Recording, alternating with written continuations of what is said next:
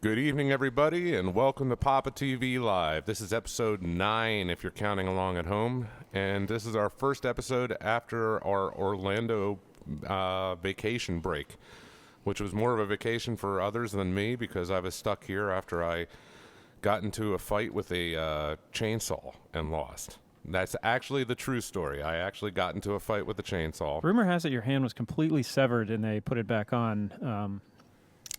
Okay. Like Edward Scissorhands style. Genesis Is that correct? style. Let me tell you what the actual story is. I was working at a house I own, and I was cutting down a tree, and I nearly cut my hand off. It was pretty painful. It's Can I ask you a question? yeah. What are the odds that you could have just put the chainsaw on your hand like an Evil Dead? Because the bet was that you were going to do that and then accidentally saw off your other hand. And then I'd be like Edward Scissorhands or something? Well, no, you would end up with like dual chainsaws, similar to Bruce Campbell. Well, that would be really cool. I wouldn't be very useful for much except killing people. Or cutting more stuff down in trees. So I cut my hand. I'm bleeding out pretty bad. So I decided I'd cut the rest of the tree down. And then I actually ran off into the woods and choked out a yearling deer. I let it go afterwards, but I did choke it out. And then I took myself to the hospital and, it went from there, and I had to have some surgery on my hand. But there's much more important stuff than my hand here. My name is John Replogle. I'm here with Brian Tessier to my left. On the right is Mark Steinman, who's running the production. I got Chris on the microphone. He's going to be playing some Metallica to start us off. Yes. Recently, probably one of the biggest pinball tournament in all history just sold out. Now, the tournament obviously hasn't happened yet. That's the Pinburg tournament that's going to be happening at Replay FX. Is everybody surprised that we sold out so quickly? No. Anybody? Oh, I mean, so quickly, yes. I mean, what, 10 hours was it, I think, to sell out? Yeah, I expected at least a day on that. I was a little surprised. I was a little surprised at how quickly it sold out. Mark said he had no expectations. Right? No, I don't. I mean, it's a lot to ask of 700 people. I mean, you have travel expenses, you have the headaches of getting there. It's a lot. I mean, I'm not going to go. People throw around hours. Oh, it's going to be 90 minutes, or it's going to be 6 hours, or 4 days, or whatever. I don't want to put any kind of timetable on something like that because just doing it, just actually having that many people commit and want to be a part of something like that is a great thing, and I don't want to demean that by trying to put some sort of artificial expectation on it. Well, that's really good. I find it hard not to make a prediction in my head about that stuff. One other thing to note is Papa has a machine for sale right now. It's a custom-designed pinball machine that was designed over a doozy, which is a classic EM. And that's a freak-out machine. If you need information about this machine, you can contact me, and we can set up a time for you to come take a look at it.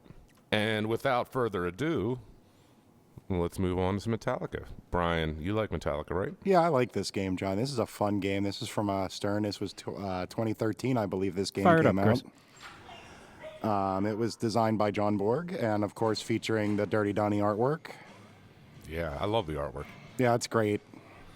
Chris, you said you had some special stuff to show us on Metallica tonight. Like, we're actually coming back to this. I think this is our first repeat game on PAPAtv Live. And so why don't you go ahead and tell us what you want to show us while you're showing it to us? Sure. I'm actually going to play my first game without going for any of the multi-balls. My goal for this is to aim for the right ramp to start a combo into the little piston shot here. And I think it gives a base value of 750,000 points and then goes up 250,000 every consecutive combo. You add that with the doubler you can earn on that, and then it goes up even more. Also, you gain Metallica letters by hitting the right ramp. And you can also, once you enter, was it Lady Justice?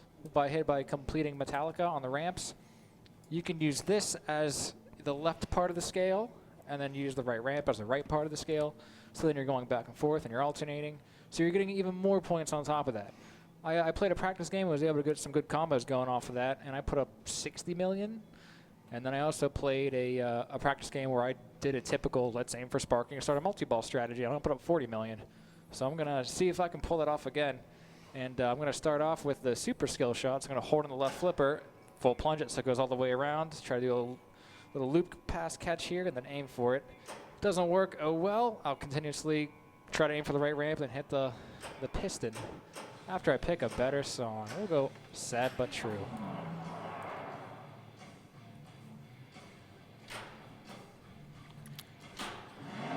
Also, I'd like to remind all the people in the chat, if you have any questions about Metallica and you want Chris to answer it or one of us to answer it, we will be watching and we'll respond. Why don't you mention the FSPA broadcast and what they're doing?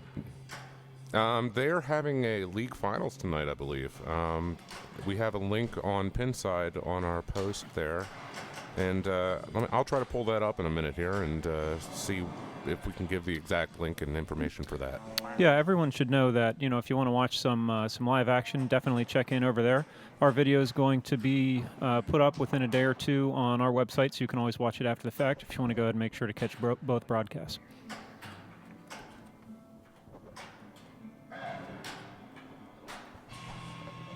Okay, Chris, what happened there on the first ball?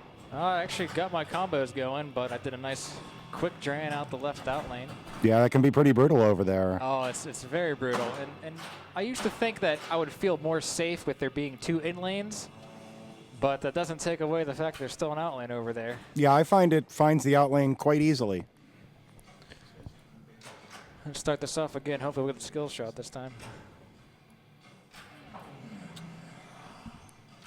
Oh, man. So for people who may not know, what does the skill shot do in this game, Chris? It's hard to hear you right now, but the super skill shot is when you hold in the left flipper, and then it lights all the main shots for a super skill shot, but there are special ones.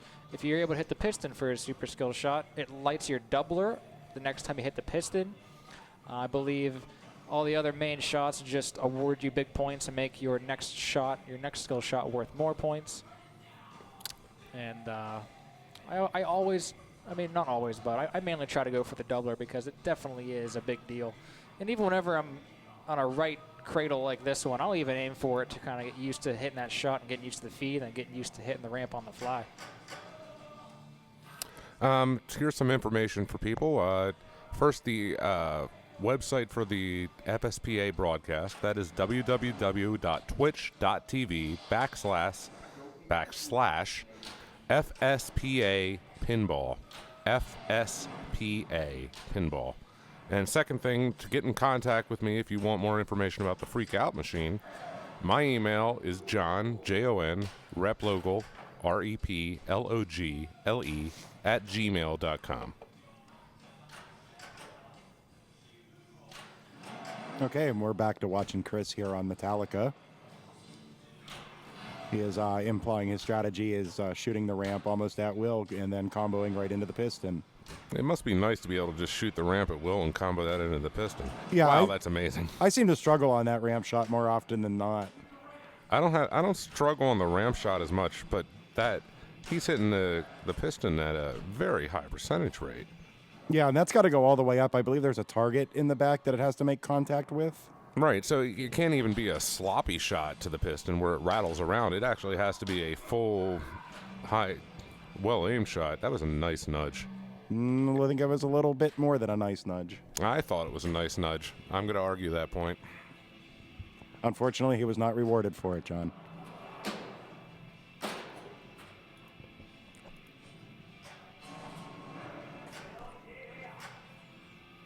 And here we have Brian Dye, who he had a quick first ball on a little flipper error there. He seems to be using the more traditional strategy of going for a multi-ball. We'll see where that takes us. Yeah, he's having worse luck than I am, unfortunately, with the drains as well. I was actually able to get some good combos going that last ball. I had double scoring for the fuel going. I had Lady Justice going because they hit the right ramp a bunch of times to spell Metallica. So I was actually able to get it up to about 21 million points. Yeah, absolutely. Your score reflects the shots you were making there, Chris. Yeah, but unfortunately, I was in the middle of it where I had a good amount of double scoring left and a good amount of time for my Lady Justice, and I ended up losing the ball. So, a question from the chat: as a newer player, what's the best low-risk strategy to aim for with Metallica? I'd say your basic low-risk strategy, even though it doesn't feel like that low of a risk, because every shot's a risk, really. I'd say go up the middle and start your Sparky, because it's further away, so you have more of a reaction time whenever the ball's coming back towards your flippers.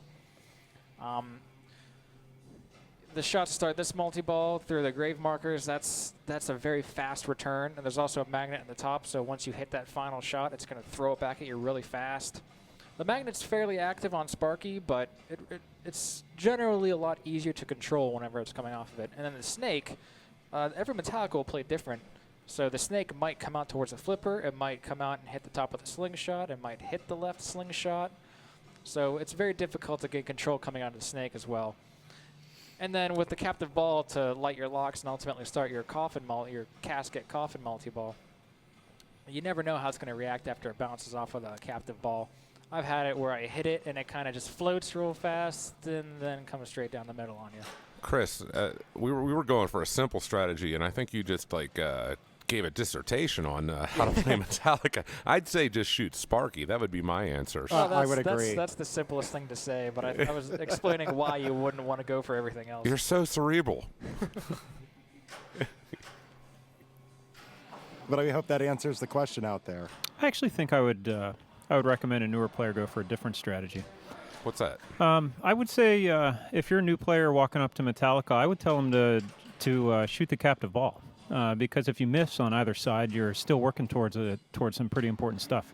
And I think the captive ball is a lot easier of a shot than Sparky is for a new player.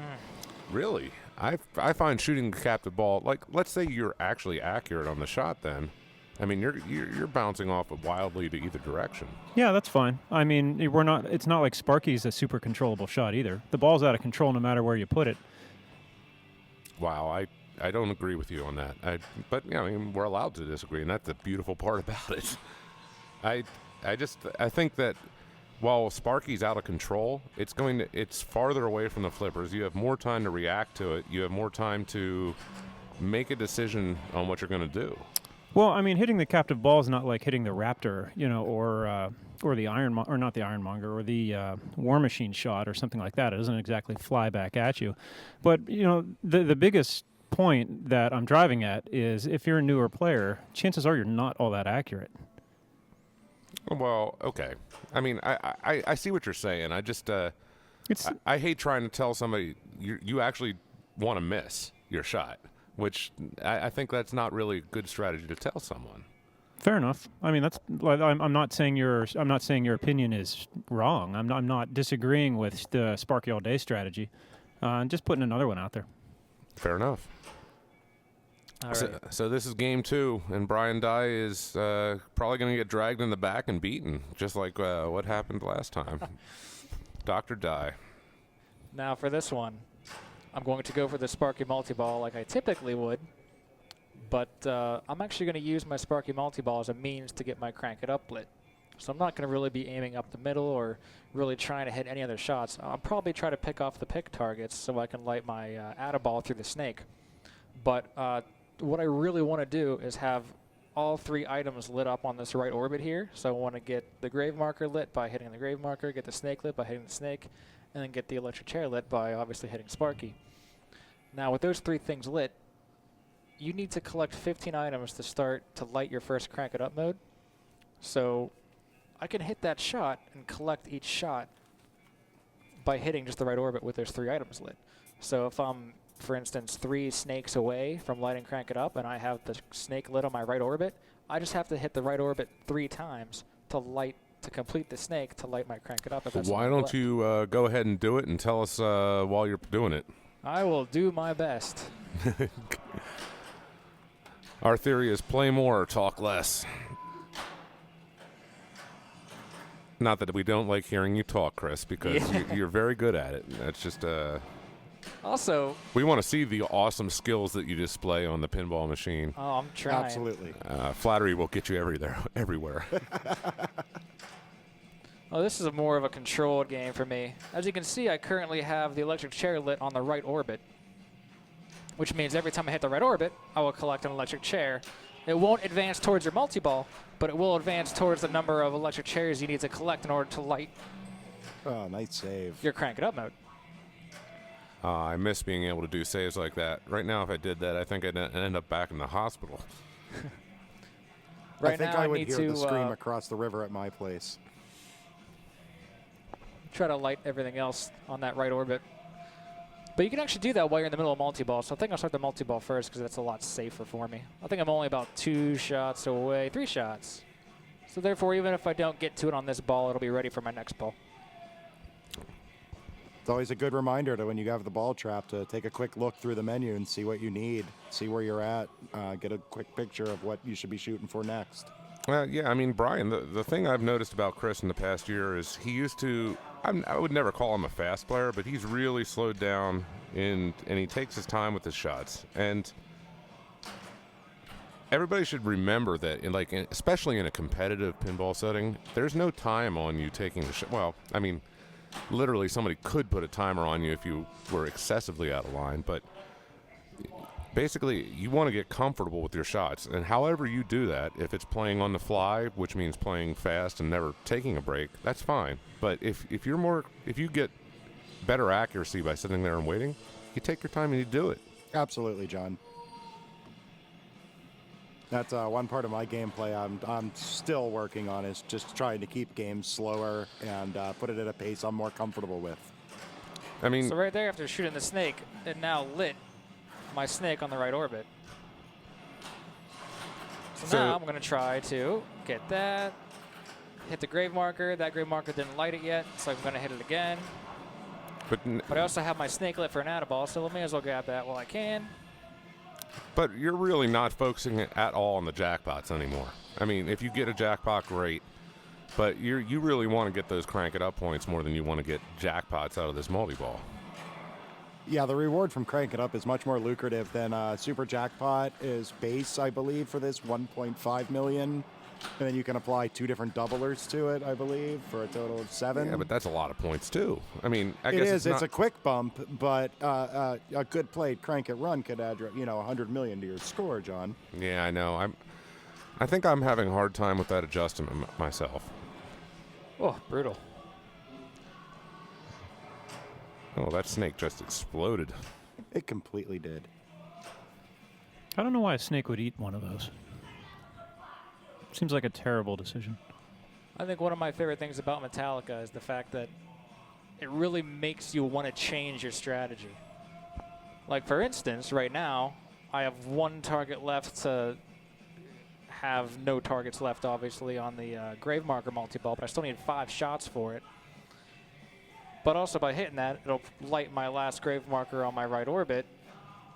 I have lock 1 lit, so I can collect that if I want to. And I also have the snake lit. So I'm going to try to pick off that last target and go for a grave marker because that sounds like something fun to do. It sounds fun to me, too. Make it happen. Engage. Make it so.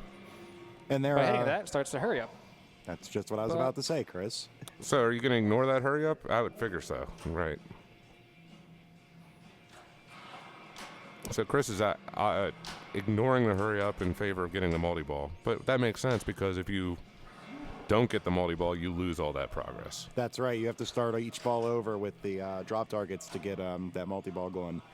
Notice that little subtle side nudge, and that affected where the ball hit the top of the slingshot, which actually returned the ball safely to the flippers.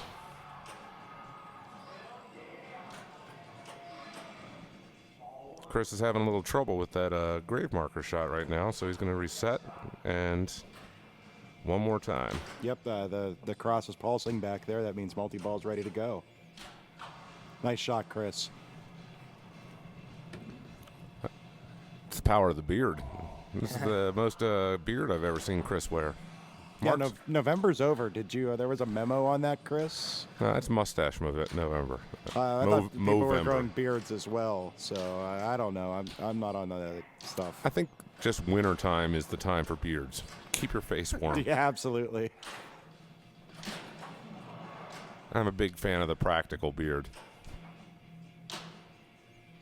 Or the lazy beard, which is probably more how I roll. You making fun of me? I can't hear you. No. We're not making fun of you. We're making fun of me, which is Easier. so much more rewarding.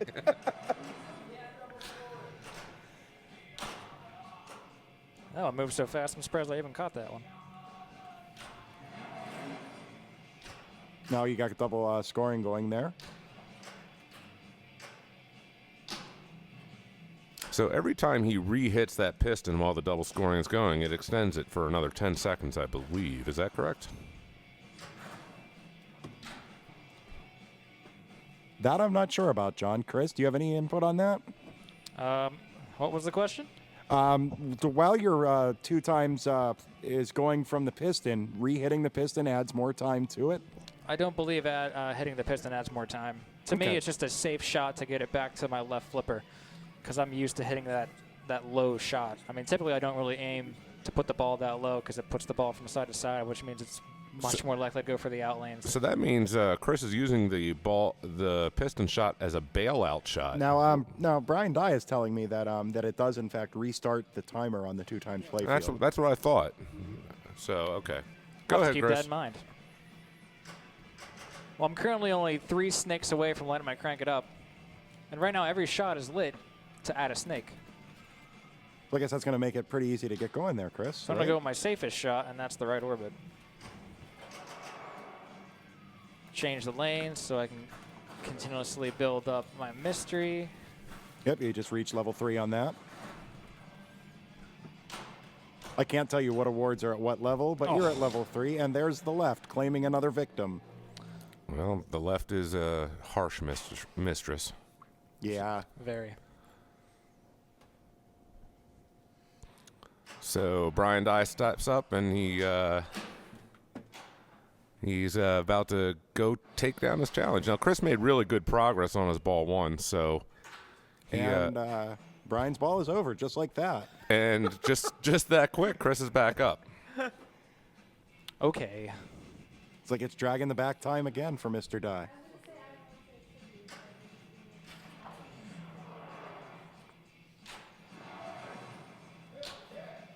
That was a hell of a super skill shot. Wow. What was that, 700 plus 650? 750,000. Now that also increases all the values of his skill shots on the top lanes as well. Great use of the loop pass. Yeah. I mean, these are some of the things that will set a top tournament player apart from other players. So go back and watch that again and say, wow, I can do that. Because it can be done. It's just not everybody thinks to do it. And Chris has started his crank it up mode. Let's see which one he chooses Crank here. it up. What's it going to be? Wait. Is this this is the Indiana Jones choose wisely mode pick. And I think he chose poorly. I John. think he chose poorly. See, I got all of 5 million on that shot. I've actually never picked that. I wonder if it means it changes. I'm desperately curious. Oh, yeah, So get now back you have it. to get there again. You get back to it. It's only 17 of each item. Come on, Chris. Snake. So if you actually take the 5 million award and crank it up, that doesn't seem that lucrative at all. No, it really doesn't, John. That's a match play decision. If you need 5 million to win, that's the only time you're picking that. Okay, fair enough. You're 4.9 million behind. Yeah, I guess that's the time to take the 5 million, right? But otherwise, I can't even imagine scoring less than 5 million on a crank it up mode. I don't think I have. So here's a question: what point value should that be at before you would actually consider it? Ooh, that's a good question. And let's have our chat rooms chime in on that question. For me, let me think this over a little bit. This is a good one. 17 million. What? 17 million? Can you double it? You want to share us the math on that? I'd say your average ball saver, multiply that by 1.5. I'd just say that I would say 17 million because I typically light my jackpot whenever it's around 12.5. And that's with me getting some play in, being able to play. The ball save's gone, if there's a ball save at all. So I'd say 17 million. Who are we to argue with Chris? Chris, by the way, you're up. Go crush it, and let's see if you can get that 17 million points. I want to see that beat. Mark, what do you say? I see Brian walking dejectedly off towards the back of the building. Well, that's where we're gonna drag him after. The he doesn't do anything here. the number that actually immediately came to my mind was 25.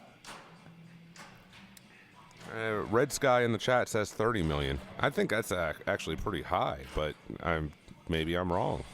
What would you do, John? I deserve that. I think 15 million. I would say 15 million.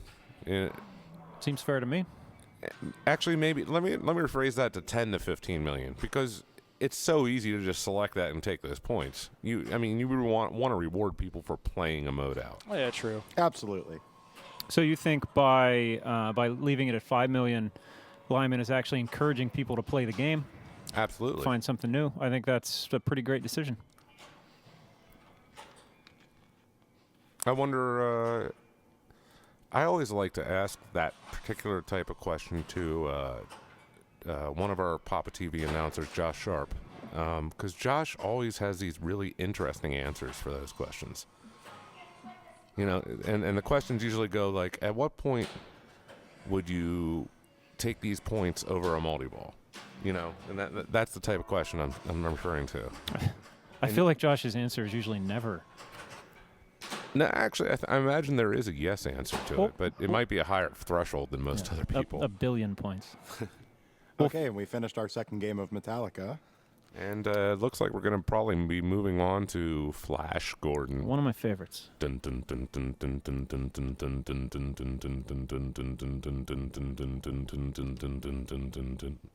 Okay.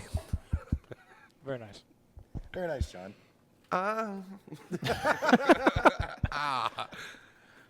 So Great segue. we're going to actually take a few seconds and we're going to mic up Priyanka.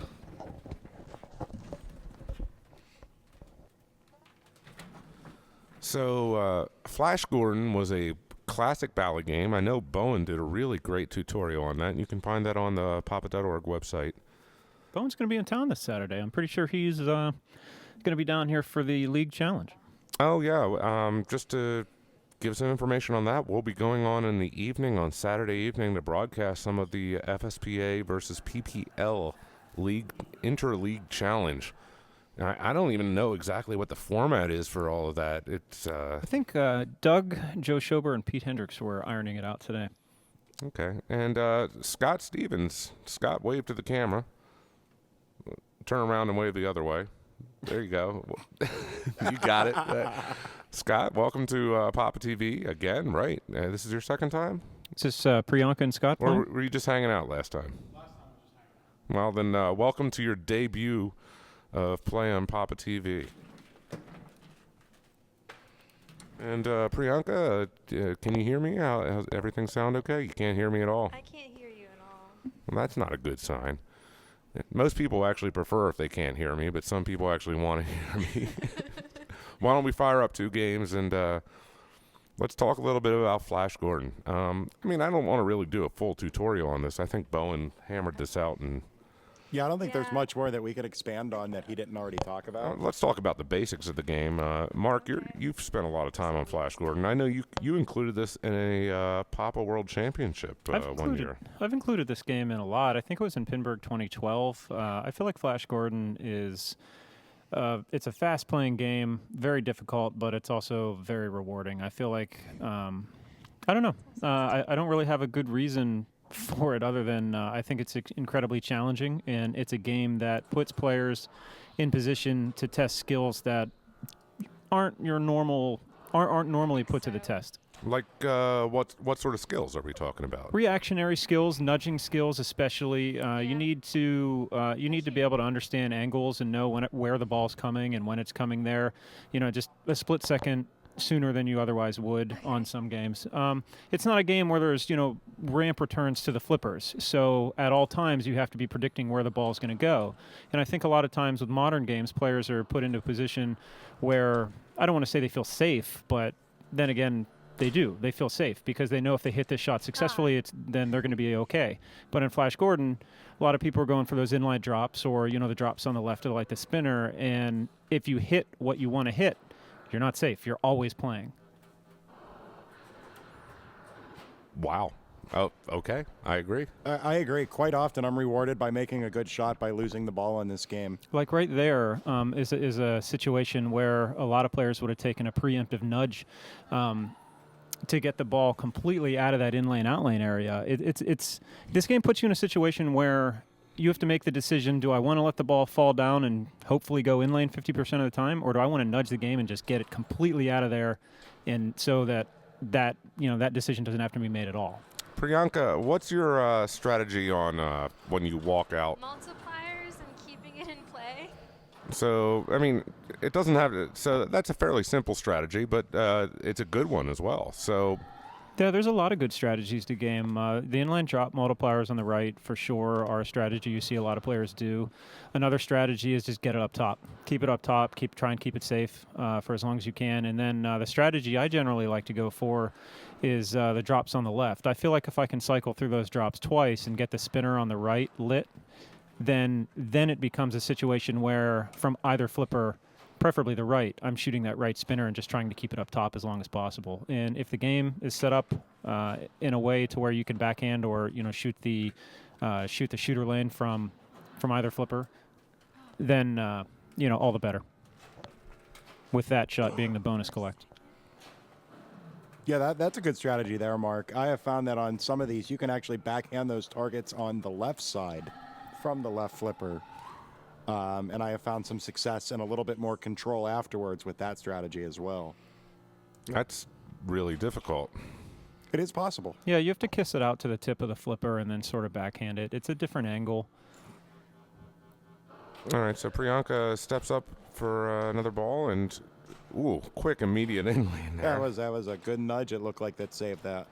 One of the danger zones of this game is the top of the right slingshot. You're going to see a lot of balls falling down to there from the inline drops, and players are always forced to make a decision on what to do.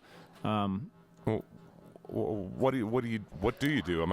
I'd say my decision would be try to nudge the machine to the right so it bounces off to a little bit of an angle. Yeah, I mean, obviously it's dependent on where the ball's going and what the specific situation is, but I think best case scenario is to, like I mentioned before, get it entirely out of the in-lane, out-lane area. You try and hit it off the top of the right sling into the wall back to the flipper, so it never goes down the in-lane or the out-lane. And looks like we're having a little trouble with our headphones out there, as we've been known to have in the past. Sorry about that. This is game 2. I can hear. Well, Very good. Yeah. all right, Tommy. Woo.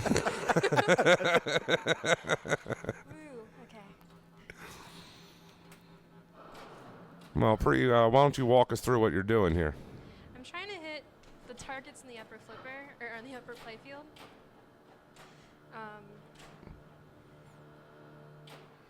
Those are relatively safe, and I believe it's 50,000 for dropping all three out of sequence. But let me see. The first multipliers, though, come from hitting the inlines on the bottom, correct? That's correct, John. Okay, just making sure. However, you can have targets down ready to complete the upper bank after you complete the inline and leave yourself one target for the next multiplier. Okay. That's a nice advanced strategy there. Now, I've known Scott's playing for a long time, and he really doesn't like cradling up a lot of times. Scott likes to play it on the fly, get a flow. Yeah, he's definitely an on-the-fly player, John. Which actually, he's very dangerous when he starts getting in a groove on it, especially on classic machines. Yeah, Nice little tip save there. I fear playing him anytime it's an older game in our league play. Scott's in our league that John and I are in, and anytime we have to play him on a classic machine, it's just, you kind of dread it because you know it's coming. It might not happen all the time, though. But, when it comes bad. Gosh, let's just leave that statement alone before I get myself kicked off the airwaves. Left spinner is now lit for 1,000 a spin, I think. one more drop target there or two more drops before the right spinner is lit. Or Ooh. no, it is already lit. So, yeah, at this point, my strategy shifts to Just right spinner all the time. Just try and get it up I there. liked how he backhanded the right spinner there. He shot it up into the drop target, and it looks like he was. If he had done that again and managed to get it go around, he would have gotten a collect bonus out of that. Mm-hmm. And that's nice shooting there, Scott. Hey, you're welcome. Is that once per ball, or can you do that multiple times per ball, collect that bonus? I think you can do that multiple times per ball, right? Yeah, I'm pretty sure it resets, though. I don't know that for sure. I mean, Chris, do you know if after you collect the bonus, it resets? Yeah. Ah. No one seems to know. Chat room. Chat room actually brought up an interesting point about if you complete the upper bank and it lights the 2 times playfield for 15 seconds at the saucer, and that's a very important thing. So, Because but that'll apply to that bonus collect as well, wouldn't it, John? I guess it would. But I mean, gosh, have you ever been in control for that long on a Flash Gordon? I mean, like No. Flash Gordon is really more like controlled chaos. It's sort of like the movie. I guess they really captured the movie good. You know, did a great job on that.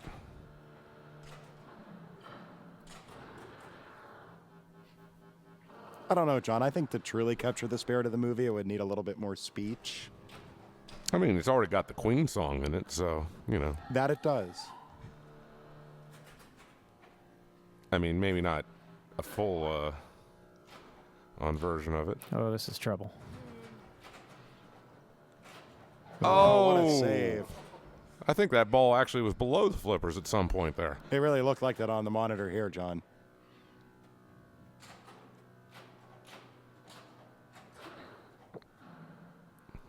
There's another So, target down. Scott just got back from dressing up as Santa Claus.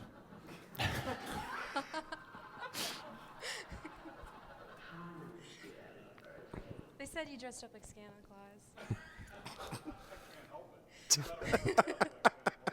I was just, looking at the one monitor feed there, and I was just Go like, ahead and- wow. Go ahead and play another there. I've never seen Santa Claus play Flash Gordon before. Play one more game and then jump over to game 3. Yeah, that sounds about right, Mark. Hopefully. You know, John, in some places, being Santa is a year-round job. Where, the North Pole? Actually, no. Are you thinking of like a theme park somewhere or something? Absolutely. There's a theme park, and I believe the town is called Santa Claus, Indiana. I'm sure the chat will let me know if I get this wrong, but I believe that's where Holiday World is located. There is a Santa Land in Maggie Valley outside of Cherokee in western North Carolina. Wow. Like, so there's multiple places you can go to visit Santa year round. You're way behind on this, John. I wish I had known this what I was for. I mean, really, this is like cutting edge stuff. He has other places than the mall. I thought he just, came to the mall, and I was like, how does he have time for this? He's a busy guy. Why did he come to my mall? And then I figured that out really quick. So with the first set of drops on the left spinner is lit. If she drops all those again, then the right spinner will be lit.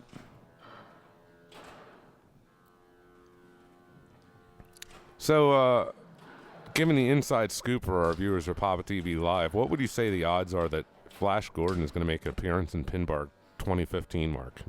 In Pinball 2015? Yeah. It's 100%. This game will definitely be in the tournament. There it is, folks. You have learned something important by watching PAPAtv Live. There's 280 games in the tournament. There's not many that won't be it. Come on, dude. Like, How many banks of games is that, Mark? this is the inside scoop. 60. This is where we get to ask the tournament. Well, it's director. 60, and then there's going to be backups. And actually, I'm not the tournament director. Doug Polka is the tournament director, and Bone Cairns is the assistant tournament director. I'm sorry. I'm the director for the festival, but they are specifically running Pinburg. That was a good start there, Priyanka. It pissed me off. That's all. That's Flash Gordon. I mean, Flash Gordon just does that. Yeah, the game is doing what it's intended to do then. I know. Still. But 300 is a really good start. Flash Gordon was the machine that one of the local Pittsburghers, Brian Stahl, actually made into a Ghostbusters machine. He took I know how beat up it was because I actually was with him to get it. He took a horrible condition Flash Gordon. And, yeah, it was pretty pitted. like there was no art left on the bottom of the playfield. And if you've seen a lot of Flash Gordons out in location, you'll know that like the artwork can just disappear, especially on all these early Bally machines. Whenever someone talks to me about how bad condition a game was in, John, maybe you were in on this deal, but I seem to remember someone down in the Washington D.C. area with a Twilight Zone where the playfield had been hit with like a hatchet or something. There's a giant hole in it. And anytime I hear about how the game was in such bad shape, I always think, well, it wasn't as bad as that one. Hit with a hatchet. Yeah, it was like hit with a hammer or something. There's a hole in the middle of the playfield. Oh, I mean, I've seen that many times. Actually, pinball repair's gone wrong. I mean, actually, you could make it a movie. Is there a out of website for this already? There probably is, and I'm sure our chat room will share it with you. But I'm sure you could actually do a typing to a Google search for pinball repair's gone wrong. Yeah, that's a lot of Bondo. That was a beautiful tip save by Priyanka there. Yeah, it did look like that Scott answered there on the first ball by getting pretty close to her score there. Yeah, Scott had a great ball one, too. And Priyanka didn't follow up her really good ball one with a monster ball, too. So You really blew it there, Pri. I know. John, that's Flash Gordon, though. Well, of course it is. I mean, that was a nice little look at the subtle play. As much as you can do subtle plays on Flash Gordon, because most of the time it's just I want to throw the machine this way. Yeah, there's not a lot of subtle on this game. It makes a droning sound at you the whole time that changes in frequency as you progress through the ball. So apparently there is already a website out there. Our chat room has informed us. Thank you, Gravatar. Mike McAfee and Keith Elwin have a site for pinball repairs gone wrong. So you can do a search for that. And I find got that it. information. I am doing that when I get home. And I can. Both of those guys are great characters. So that would probably be the great site. And here we go with ball 3. And it looks like there's a leader, but it's player 2. Scott has come back and... Oh, Priyanka's getting ready. It's getting real. It's getting very real down here now, folks. Actually, I mean, I'm up in the booth shivering here. It's in the middle of winter up here in That Pittsburgh. might have Damn something it. to do with the cold temperature. I tilted. Oh. I have to play Sass a lot. And he always comes back, or I come back, so it's always a bloodbath. SAS is Scott's initials. We often refer to each other's initials in the Pittsburgh Pinball League. It's really easier to remember people that way sometimes. And anywhere in the arcade world. I mean, Yeah, that's true. You know, like... Chris is saying he doesn't know John's first name. He only knows his initials.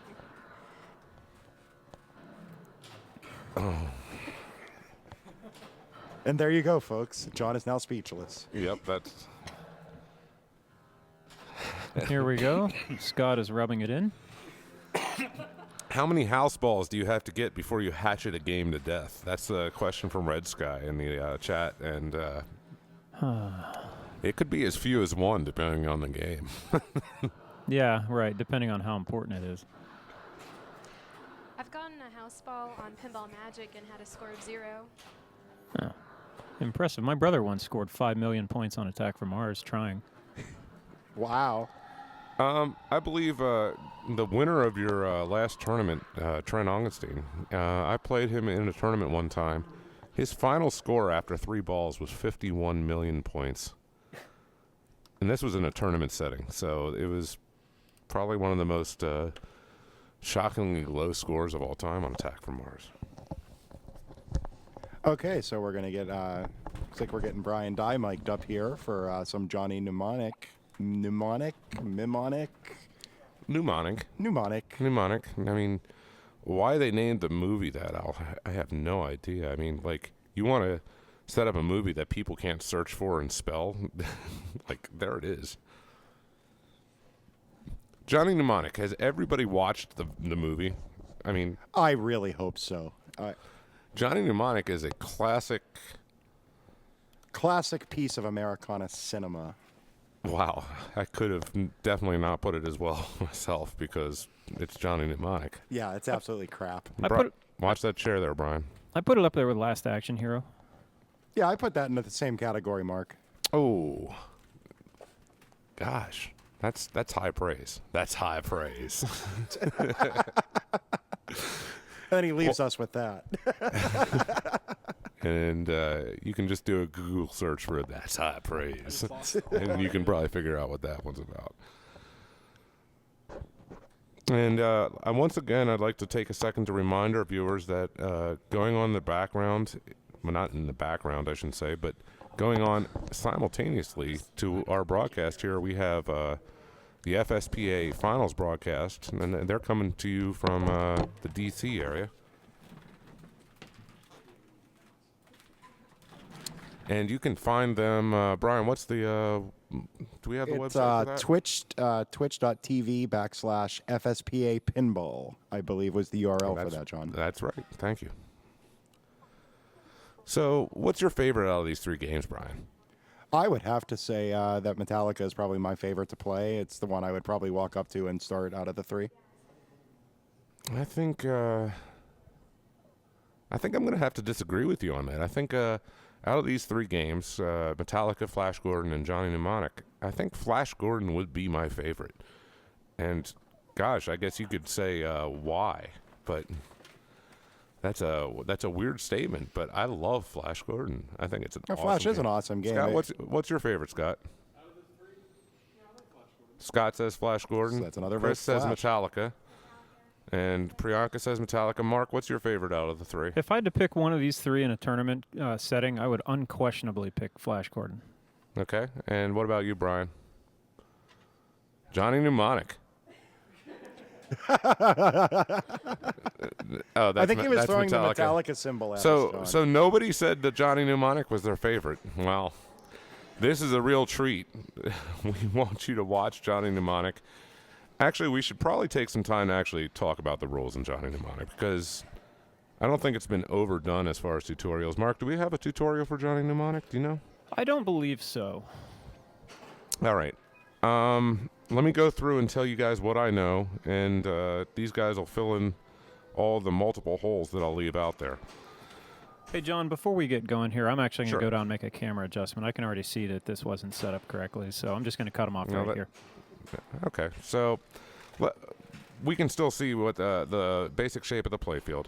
A lot of people will choose to do something called the throwing spike progression.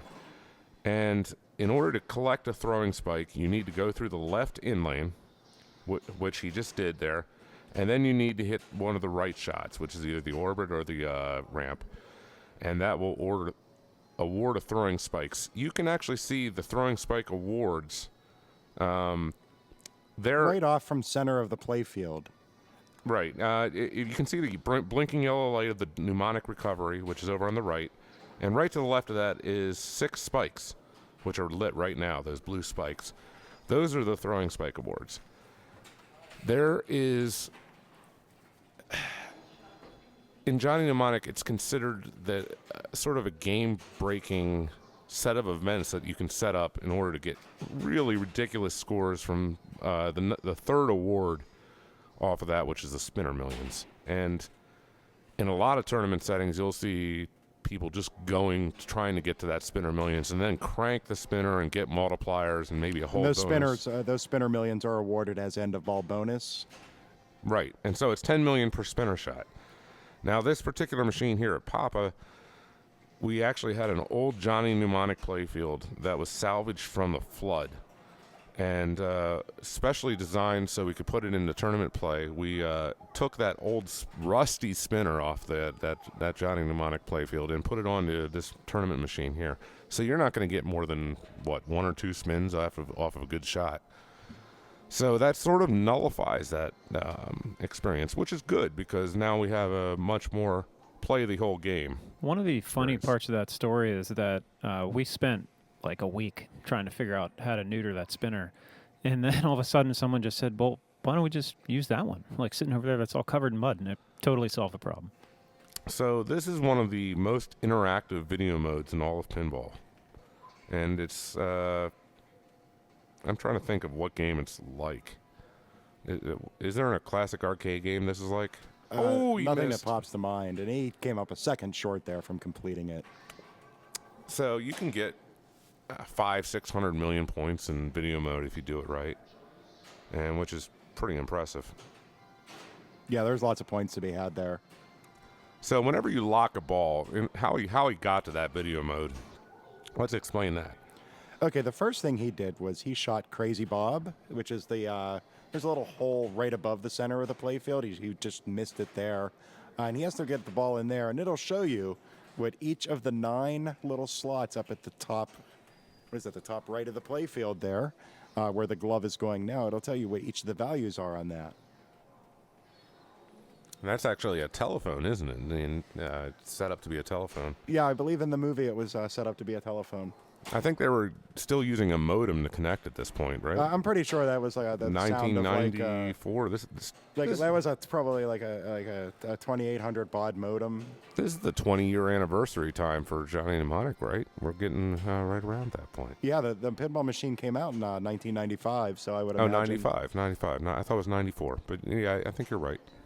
So I imagine the movie preceded it. I'm not quite sure on that, but maybe someone in chat can help us find that answer. Well, Jody, Mark appreciates that. Jody just said more gooder. Thanks, Mark. So they appreciate you adjusting the camera angle there.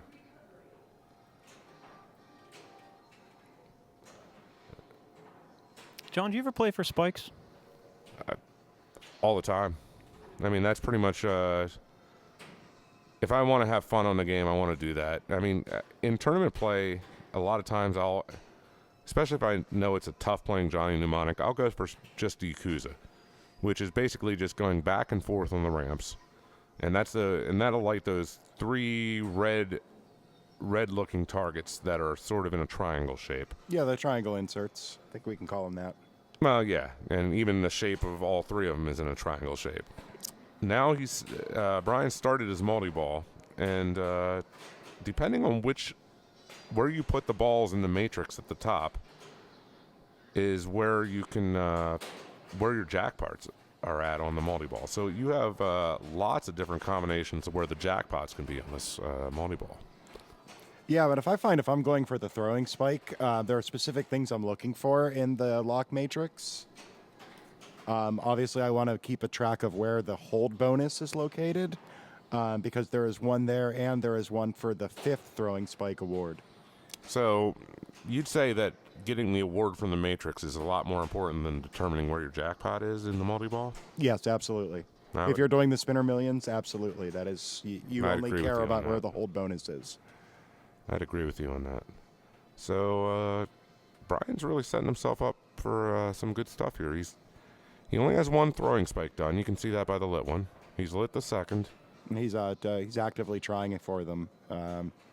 He's just trying to get dialed in on where that shot is. I think was that a little bit late? That was definitely late. And you can tell it's late because actually the light throwing spike will immediately come on in the left in lane again when the time is up. I guess there's not much grace period on that then.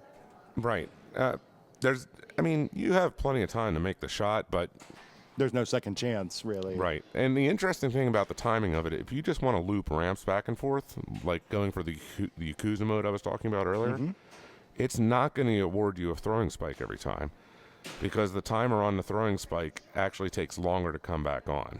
So even if you collect the throwing spike, the relight target in the left in lane doesn't immediately come back on. So would muddy playfield ramps then make that happen a little easier with the repeating of the throwing spikes? No, basically it would become.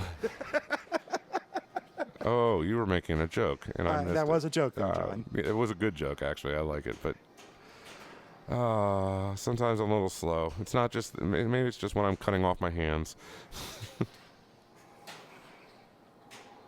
So it's not like that was on purpose. Right.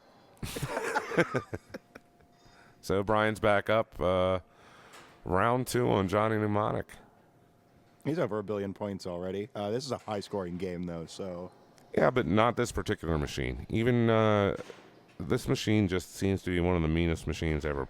This machine was in the was in the C Bank, I believe, at the most recent Papa event. Was this in the C Bank? This was in the C Bank. I That's was brutal. keeping score over there, and this game was brutal. What was the highest score you saw? I saw a couple over 1 billion, but not too much. There was a lot over like the 600 to 900 range. It seemed like. We're actually going to make it harder and toss it into the D division this year. I think that's a good idea, Mark. That's cruel. It's going to be this and Flash Gordon, a couple others. Like you don't need any others. Just make people play Flash Gordon over and over again. We'll get 4 of each. Toss in Misso just for a little bit of change of pace. One thing you don't see a lot of on Johnny Mnemonic is people playing for the power down mode, which is after you get that after you complete all the modes. And that is another mode, John, to get a big reward out of Power Down, I believe you have to pretty well succeed during the modes of the game as well to build up the gigabyte value. I believe this game only deals in gigabytes. I mean, gigabytes were like the largest comprehensible amount of data that you could actually have. I remember actually reading about this theoretical amount of data called a terabyte in a magazine, in a printed magazine back when they still did those. This was, I don't know, 15, 20 years ago. I was like, a terabyte. Well, we'll never see that happen. Yeah, pretty soon you're going to have watches with petabytes in them. Yeah, I was going to say, John, I have 2 external drives at home that are multiple terabytes now, so... I'm like, eventually I'm going to get hungry. You know, when they have the pizza bites, I'm going to be like, I'm going to be eating that. We have a question. How do the power items affect power down? Oh, gosh, I don't know the answer to that question. Yeah, I can't. I know there are certain items you get for completing the modes, and each one, there's one that doubles the value, I believe. I can't be for certain on that, but I do believe there is a rule sheet posted that you can get to off the papa.org website. Yeah, I apologize for not knowing that answer, but it's not really... I gotta say, in all the games I play of Johnny Mnemonic, focusing on power down mode is not... I wouldn't even say it's in 10% of the games I play. Yeah, I've only got it to it a handful of times. Why, John? No, I mean... Elaborate. I'd say when I play this for competitive, I'm either going to just be going for Yakuza, or I'm going to be going for throwing spikes and multi-ball. Don't you guys ever play just to have fun? Come on, guys. Oh, yeah, all the time, Mark. I did do that a long time ago. I remember. You're going to have to now that you cut your hand off. It was a lot of fun.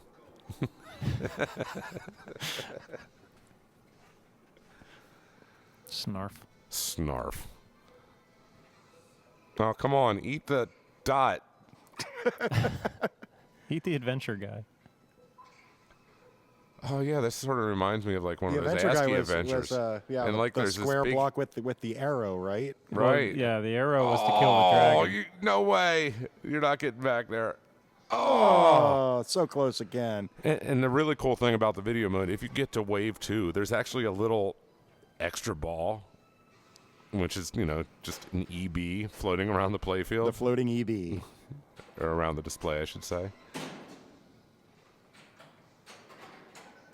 That was a big nudge. It was. This game looks like it has some movement to it. No, actually, it's set up really tight. I'm very impressed he hasn't just tilted out by now. So, Brian, you're going to get Dr. Dye. You're going to be dragged in the back, aren't you? But not on this game. You don't think he's going to catch you?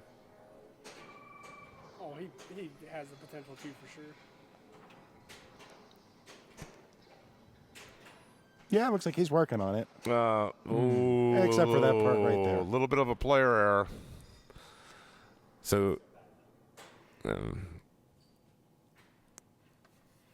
guys want to give it one more shot, or are you guys done for the evening? You tell me. They're going to give it one more shot, John. Oh, These guys don't give up. Come on. The old college try. I don't know. That has nothing to do with Johnny Mnemonic whatsoever, I guess. There's not very much collegiate on this game, I don't believe. And if anybody else have questions from the chat room, please let us know now. Just like we can't answer all the questions, Absolutely not. and we'll admit when we get it wrong. And Chris is setting the bar high. That is a 34 million point first ball. That's just basically plunging, I believe. And to answer the question,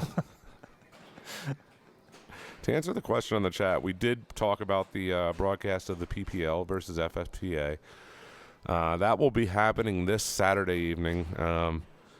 I don't know all the details of this event, but tournament director Doug Polka, or /Doug Polka / Joe Schober, will probably be able to inform you guys better. But I know sometime Saturday evening there will be some broadcasters bringing you some coverage of pinball. From this very location. You will not find better promotion anywhere else in the world of pinball. Maybe. Something somewhere may happen at some point. And it'll be awesome. To answer the other question, how's the hand? The hand is very stiff, and it's moving more each day. John, what would you say is the most difficult part of cutting your hand off? I'd say the bones. They really got in the way, huh? But you really served that one up for him, Mark. I had to think about it for a bit. Damn those bones.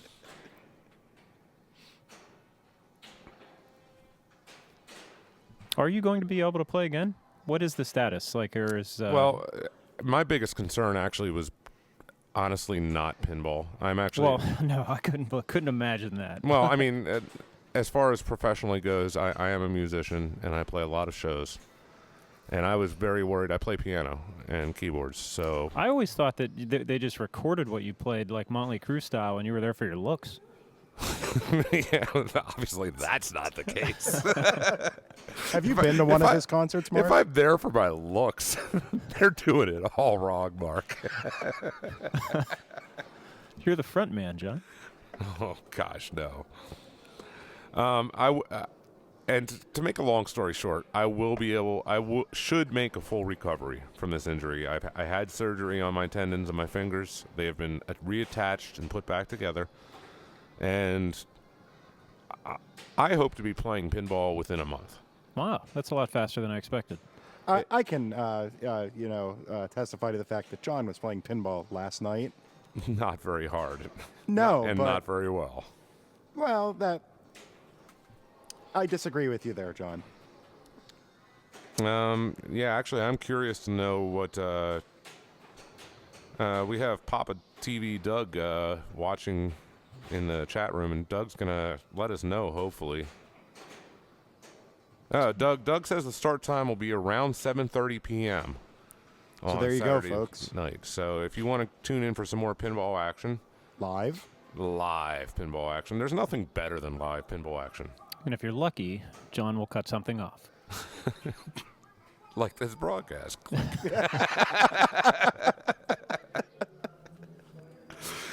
Anyways.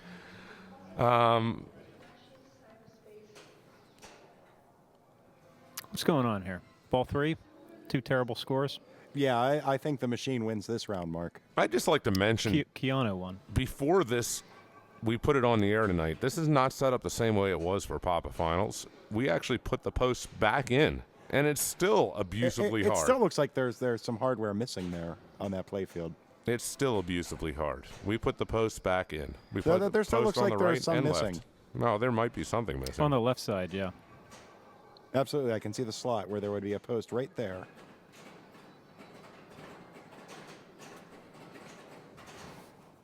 But no, the games during the C Division qualifying went pretty quick on it, from my recollection.